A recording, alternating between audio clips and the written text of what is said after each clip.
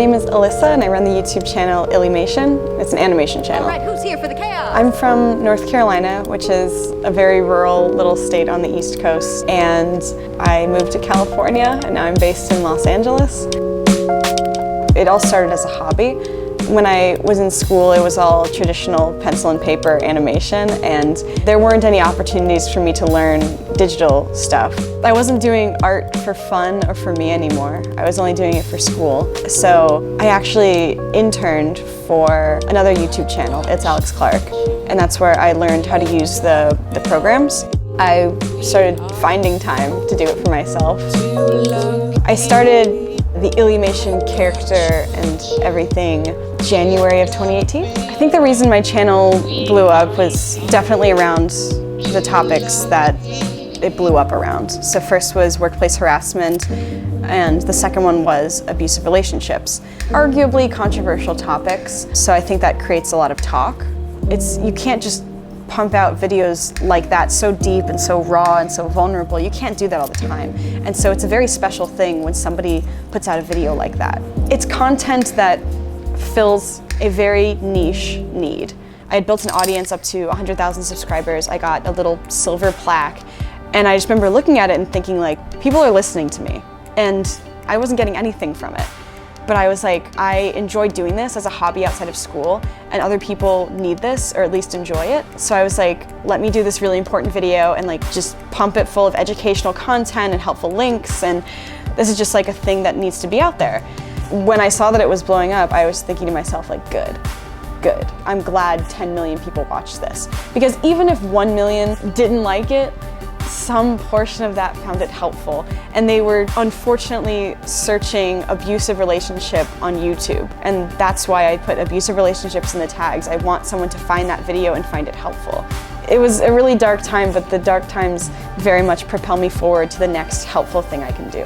A major turning point for me was when I was getting really busy, because I had a bunch of wonderful opportunities coming to me from YouTube. I got a paycheck for making things for fun, and that was incredible. And then YouTube approached me to be in YouTube Rewind. You know, the deadlines were quickly approaching because people do this as a full-time job. Meanwhile, I'm in full-time school.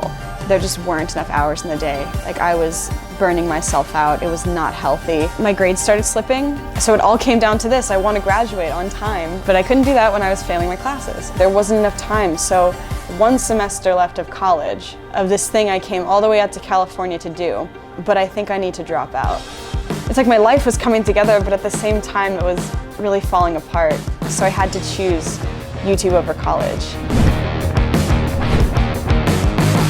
And it was so fast, too. Originally, when I went into animation, it was through the scope of going to school and working for a studio. And so I was thinking the regular traditional path is you go to school, you get your degree, and then you go to your 9-to-5 job. That's really been shaken up by YouTube. When it comes to my goals with YouTube, I think they're forever changing. I think it would be cool to, be able to branch out into traditional media, but be able to, like, you know, bring all my YouTube friends with me. And it's just so cool to see these like very independent creators like do something mainstream. It's like the mainstream media is taking YouTube more seriously. It would be very validating, I think.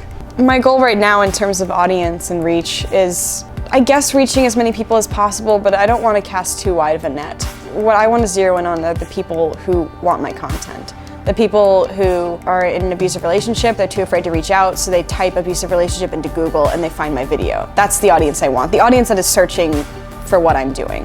That's all I'm trying to do. I'm not trying to, you know, talk about everything I possibly can to make sure everyone in the entire world has a reason to like my videos. Like, no, it's just I understand that not everyone's gonna like my videos. Some people will hate them, and like, that's fine. Just the people who want to watch them, I'm making videos for them.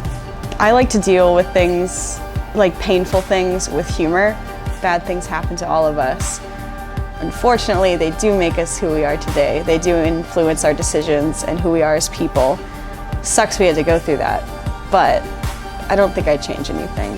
When I think about it, I think my character represents my idealized self. I mean, of course, I put out my vulnerabilities in certain videos more than others, but this is a character, and the stories I tell are things that I have to write all down because then I have to record the audio. It's very controlled.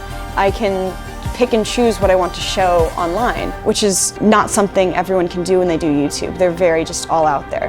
When I animate, it's like a detached version of myself, and I can say so much more. And it also makes for making sure I tell the audience like just good life lessons. You know, people watching, I'd hate for them to look at my character and say, I want to look like that. You know, when it's just a cartoon character, I'd like to idealize good behavior, good choices, and that's something that I get to focus on because it's just a cartoon character, you know? Illymation to me is the stuff that I'm willing to share with everyone, and I'm happy I have the confidence to do that with my channel. I'm Alyssa from Illymation, and in January of 2018, I took the leap.